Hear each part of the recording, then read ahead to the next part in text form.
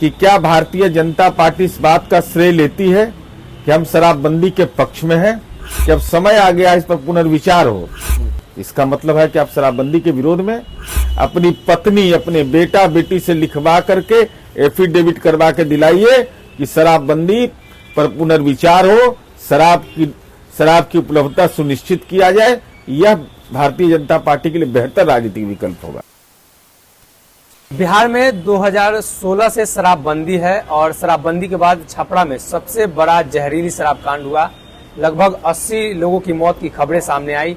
ऐसे में जहरीली शराब के बाद जो शराबबंदी योजना है सरकार की, वो विफल बताई जा रही है। तो जदयू एमएलसी नीरज कुमार है हमारे साथ। नीरज जी, शराबबंदी योजना विफल बताई जा रही है, इतने लोगों की मौत हुई, थाने में स्प्रिट बरामद हुई और उस स्प्रिट से बताया जा रहा है कि वो शराब बनी थी। देखिए, पहले तो संख्या बल के बारे में अब तक अद्यतन जानकारी माननीय उत्पाद मंत्री ने दिया है, जो इतना नहीं है। दूसरा, थाना से स्पिरिट गायब हो गया। इस संबंध में एफएसएल ने जांच किया और जांच में यह आया कि वह तथ्यगत सही बात नहीं है ये, लेकिन यह सही है कि जहरीली शराब से मौत हुआ। चूंकि बिहार में शराब प्रतिबंधित है, तो जहरीला शराब पीने से मौत हो गई, इससे कोई इनकार नहीं कर सकता है।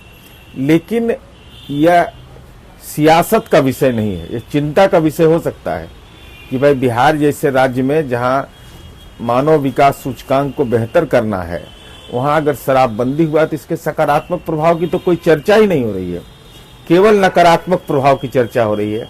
घटना हुआ, इससे कोई इनकार नहीं कर सकता है, इनकार करना भी नहीं चाहिए। सरकार उन तमाम तथ्यों को देख रही है। लेकिन सवाल यह उठता है कि बिहार में तो 2016 शराबबंदी हुआ। भाई, अगर इसकी राजनीतिक आलोचना कर रहे हैं तो 5 दशक से गुजरात में है, वहां क्यों ऐसी घटना हो गई?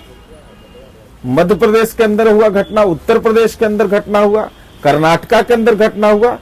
और खास करके भारतीय जनता पार्टी जब ऐसे सामाजिक विषयों का राजनीतिकरण करती है, तो मेरा तो केवल उनसे 2 ही प्रश्न है।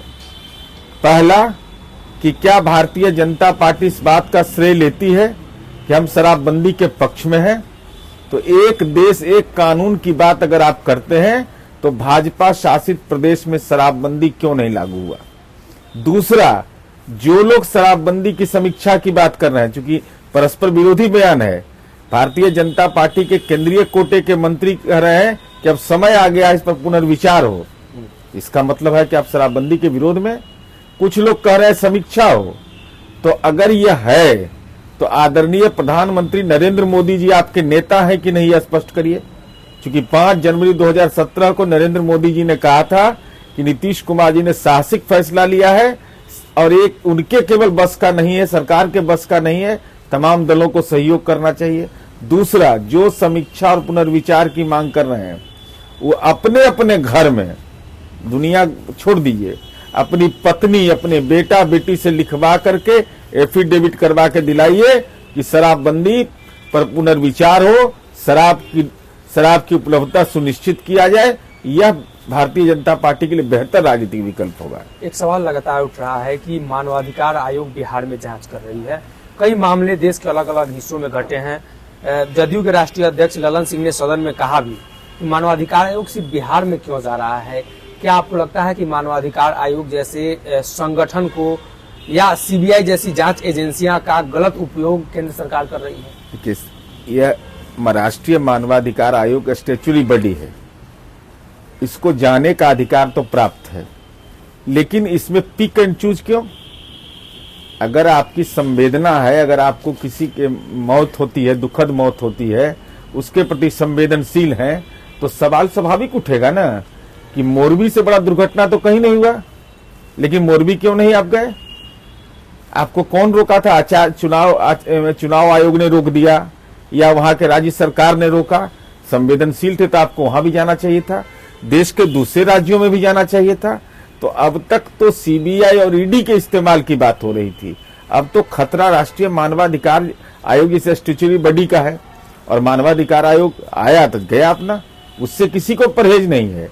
लेकिन महत्वपूर्ण विषय है कि यह संघीय ढांचा जो है देश के अंदर, संवैधानिक व्यवस्था जो है, उसमें कहीं न कहीं हनन की बात आ रही है, जो चिंता का विषय है। भाजपा के लोग मांग कर रहे हैं कि इस पर पुनर्विचार हो, मतलब शराबबंदी को खत्म कर दिया जाए। क्या आपको लगता है कि सरकार ऐसा सोच रही है कि शराबबंदी के परिणाम ज्यादा गलत निकल कर सामने आ रहे हैं तो उसको खत्म नहीं, किया जाए? ये जो लोग बोलते हैं, जरा गांव में जाए ना, बोले ना कि ओपन शराब बिकेगा। अरे ये ठीक है कि शराब, बहुत सारे कारण हैं, अंतर्राष्ट्रीय बॉर्डर है, राज्य, विभिन्न राज्यों की सीमाएं हैं, सामाजिक जकड़न है। इसका दो ही उत्तर है। क्या देश में 5 दशक से अगर गुजरात में लागू है तो गुजरात में ऐसी घटना क्यों हो जाती है? घटनाएं हो सकती हैं। हाँ, इसमें विपक्ष को सलाह देना चाहिए कि इसको और कैसे प्रभावी तरीके से नियंत्रित किया जाए। लेकिन पेट में दर्द हो और सर दर्द का दवा खाइएगा तो कभी ठीक होने वाला है? तो पेट में दर्द है शराबबंदी से और आप इसके समीक्षा और पुनर्विचार की मांग कर रहे हैं, तो नई पीढ़ी को क्या नशे में झोंकना चाहते हैं? अरे अब तो नई चुनौती गृह मंत्री जी ने कल कहा पार्लियामेंट के अंदर में कि ड्रग्स एक नई चुनौती के रूप में आ गई है। ये तो बड़ी चुनौती देश के अंदर में है और ये पूरे देश के पार्लियामेंट ने इस पर चिंता व्यक्त किया लोकसभा में कल। तो गृह मंत्री की चिंता से भाजपा बिहार को कोई मतलब नहीं, देश के आदरणीय प्रधानमंत्री के द्वारा दिए गए मंतव्य से कोई मतलब नहीं। केवल राजनीतिक ईर्ष्या में नई पीढ़ी को शराब के नशे में झोंकना चाहती है भाजपा बिहार। ये दुखद है। 5 दिनों का सत्र में भाजपा ने काफी हंगामा किया। मुख्यमंत्री नीतीश कुमार के भी कई बयान सामने आए हैं और अब भाजपा कल धरना प्रदर्शन पर बैठी थी बिहार विधानमंडल का जो परिसर है वहां पे। नहीं, सत्र 5 दिन का हुआ, जनहित के सवाल भी कर अपनी बात को रखना चाहिए, उससे किसी को परहेज नहीं। हम लोग कहा जा रहा है कि जो स्पीकर हैं वो सरकार की तरफ से बोल रहे थे। देखिए, अब वो राजद की तरफ ये से बोल दुखद रहे है थे। ना। स्पीकर विपक्ष का माइक बंद कर दिया जा रहा था। इसका मतलब बोलने का मौका दिया गया? दोनों बात कैसे होगा? 50 मिनट बोलने का भी हमको मौका दिया जा रहा है और आरोप भी लगा रहे। और दूसरा, स्पीकर को आप भी ले गए थे चेयर पर। संवैधानिक संस्थाओं के प्रति और संवैधानिक पद पर बैठे हुए व्यक्ति का अनादर का भाव नहीं होना चाहिए। आज परिस्थिति प्रतिकूल है, कल अनुकूल अगर आपका होगा तो कल आप पर भी यही आरोप लगाएगा। तो ऐसी परंपरा नहीं स्थापित करना चाहिए जिससे विधायिका ही सवाल के घेरे में आ जाए।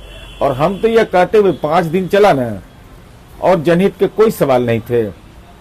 जो भारतीय जनता पार्टी के माननीय सदस्य उनके क्षेत्र का होगा।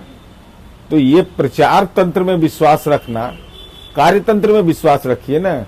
कार्यतंत्र में विश्वास रहेगा तो कार्य संचालन नियमावली के अनुसार रहेगा। नहीं तो लोढ़ा लिख पत्थर वाला जनप्रतिनिधि अगर बनाइएगा अपने दल के लोगों को तो जनता भी तो कल पूछेगी।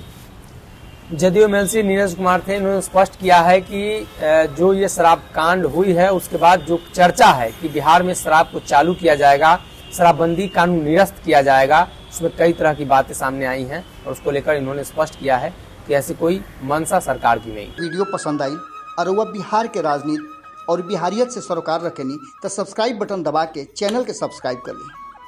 ओजे एगो घंटी बा, ओकरा बटन दबा देला से कुल सटीक और मारक खबर रुआ मुफ्त में मिल जाई। अगर रुआ पत्रकारिता के हमनी के नया प्रयोग में सहयोग कर चाहतानी तो ज्वाइन बटन दबा दी। पेटीएम नंबर नोट कर ली 9386816700। धन्यवाद।